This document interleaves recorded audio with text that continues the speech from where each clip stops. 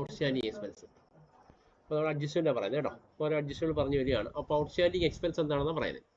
Outstanding expense refers to those expenses which have become due during the accounting period for which the final accounts have been prepared. അതായത് final account prepare ചെയ്യുന്ന സമയം, അതായത് financial year എൻഡിൽ expense കൊടുക്കാനുണ്ട്. അതാണ് outstanding expense പറയുന്നത്. മനസ്സിലാവുന്നില്ല? അപ്പം അക്കൗണ്ട് ക്ലോസ് ചെയ്യുന്ന ടൈം ഫിനാൻഷ്യൽ ഇയർ എൻഡിൽ നമ്മൾ നോക്കിയപ്പോൾ കാണാം എക്സ്പെൻസ് കൊടുക്കാനുണ്ട്. അതാണ് നമ്മൾ സിമ്പിളായിട്ട് ഔട്ട്സ്റ്റാൻഡിങ് എക്സ്പെൻസ് പറയുന്നത്. But have not yet to be paid. കൊടുക്കാനുള്ള എക്സ്പെൻസ് കൊടുത്തിട്ടില്ല ഫൈനൽ അക്കൗണ്ട് അക്കൗണ്ട് ക്ലോസ് ചെയ്യുന്ന ടൈമായിട്ട്.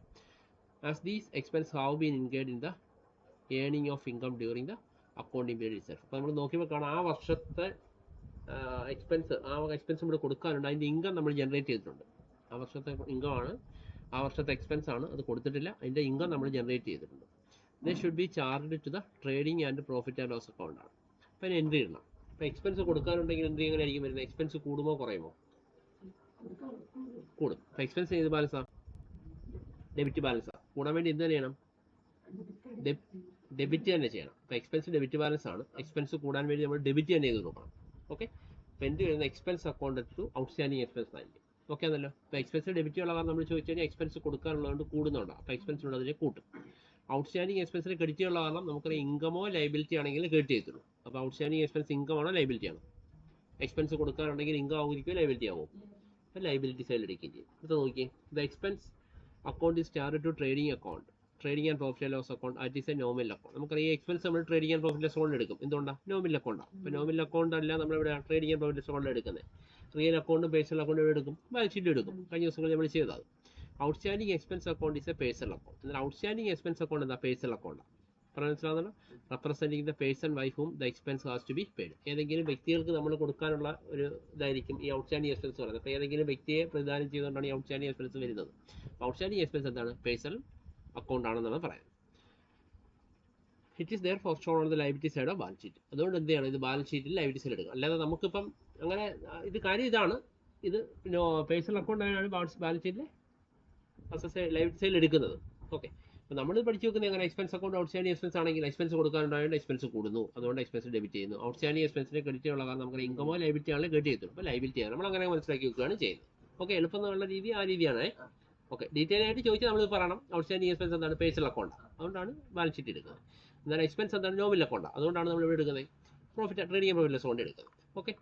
ഫോർ എക്സാമ്പിൾ വന്നിരിക്കുന്നതാണ് wages paid during the year 2012 amount rupees 2002 ആണ് അല്ലേ? വേസ് ഔട്ട്സ്റ്റാൻഡിങ് 31 ഡിസംബർ 2012 200 ആണ്.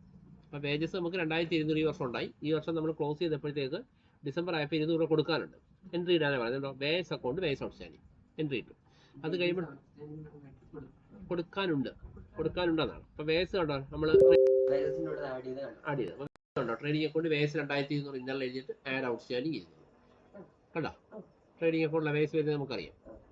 സാലറി ആണെങ്കിൽ സാലറി അക്കൗണ്ട് സാലറി ഔട്ട്സ്റ്റാൻഡിങ്. അപ്പോൾ സാലറി നമ്മൾ പ്രോഫിറ്റ് ആൻഡ് ലോസ് അക്കൗണ്ടിലാണ് വരുന്നത്. അപ്പോൾ സാലറി ഇവിടെ ആഡ് ചെയ്യും. ഓക്കെ. എന്നിട്ട് ഈ അഡ്ജസ്റ്റ്മെന്റ് ചെയ്യുന്ന തുക കണ്ടോ? വീണ്ടും വേസ് ഔട്ട്സ്റ്റാൻഡിങ് 200 ലൈബിലിറ്റി സൈഡിൽ എഴുതിക്കുന്നുണ്ടോ? ഇങ്ങനെയാണ് അഡ്ജസ്റ്റ് ചെയ്യുന്നത്. ഓക്കെ അല്ലേ? ഓക്കെ. ഫസ്റ്റ് പ്രോബ്ലം കണ്ടോ? നമുക്കൊരു ബാലൻസ് ഷീറ്റ് തന്നിരിക്കുന്നത്, ട്രയൽ ബാലൻസ് തന്നിരിക്കുന്നത് Ramarao as on 31 December 2012. Okay.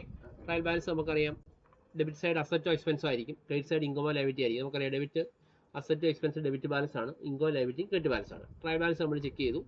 അതിനുശേഷം നമുക്ക് അഡ്ജസ്റ്റ്മെന്റ് തരുന്നു. Stock in hand on 31 December 11,500, wages outstanding 200, salary outstanding 300.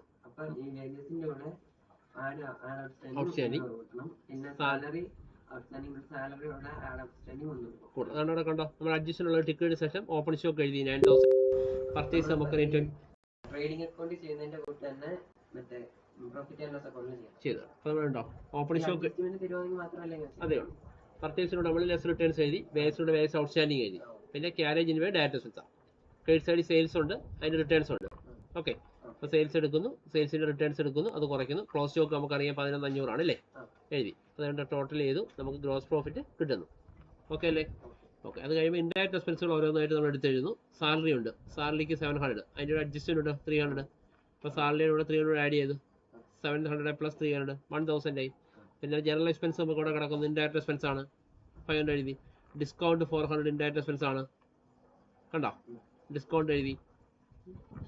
അടുത്ത ഇൻഷുറൻസ് ഉണ്ട്, ഇൻഷുറൻസ് 360 ഇൻഡയറക്റ്റ് എക്സ്പെൻസ് ആണ് എഴുതി. ക്രെഡിറ്റ് സൈഡിൽ ഇൻകം കമ്മീഷൻ കിടപ്പുണ്ട്, കണ്ടോ കമ്മീഷൻ കിടക്കുന്നുണ്ടോ, ക്രെഡിറ്റ് സൈഡിലാണ്, അതുകൊണ്ട് കമ്മീഷൻ എഴുതി. അപ്പോൾ നെറ്റ് പ്രോഫിറ്റ് കിട്ടും 10,990. ഓക്കെ അല്ലേ? അത് കഴിഞ്ഞ് നമുക്ക് ബാലൻസ് ഷീറ്റ് എടുക്കുന്നു. ബാലൻസ് ഷീറ്റ് എടുക്കുന്നതുകൊണ്ട് ഈ ഔട്ട്സ്റ്റാൻഡിങ് എക്സ്പെൻസുകളായ വേജസും സാലറി നമ്മൾ ലൈബിലിറ്റീസിൽ എഴുതിയേക്കുന്നത്, വേജസ് ഔട്ട്സ്റ്റാൻഡിങ് സാലറി ഔട്ട്സ്റ്റാൻഡിങ് പറഞ്ഞുകൊണ്ട്. ഓക്കെ, ബാക്കിയെല്ലാം പഴയ പോലെ നമ്മൾ ചെയ്ത പോലെ തന്നെ ചെയ്തു വരണം. അസറ്റ് ലൈബിലിറ്റി പറക്കി ബാലൻസ് ഷീറ്റ് എടുക്കും. ഓക്കെ ആണല്ലോ?